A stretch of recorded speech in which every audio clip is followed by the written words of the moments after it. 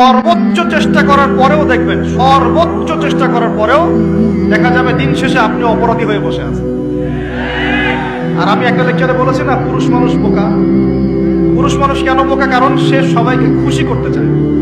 সে চায় মা সুখে থাক, বোন সুখে থাক, স্ত্রী সুখে থাক, যদি আরো স্ত্রী থাকে ও সুখে থাক, সন্তানরা সুখে থাক, সবাই ভালো থাক। এবং তাদের ভালোর জন্য তারা কত কষ্ট করে, দিন রাত ডিউটি করে, অফিসে যায় আসে, জ্যাম ফেস করে, মানসিক প্রেশার নেয়, শারীরিক প্রেশার নেয়, তাই না? অথচ এই কষ্ট কিন্তু মহিলারা বোঝে না। বোঝে?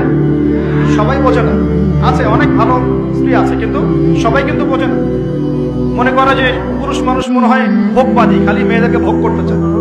অথচ অথচ সবাইকে সুখে রাখার এই চেষ্টায় একজন পুরুষ দিন শেষে নিজেই সুখী হয় না। বহু পুরুষ শেষ বয়সে গিয়ে একাকিত্বে ভোগে, একা হয়ে যায়। এই জন্য বলছি, ফ্যান্টাসি বাদ দেন। ফ্যান্টাসি বাদ দিয়ে হালাল রিজিক হয়েছে, একটা নেককার পরহেজগার মেয়ে দেখে বিয়ে করে ফেলেন। ব্যাস, তাকে নিয়ে দুনিয়ার ছোট্ট জীবনটা কাটিয়ে দেন। আর জান্নাতে তো হুর করে অপেক্ষা করছে।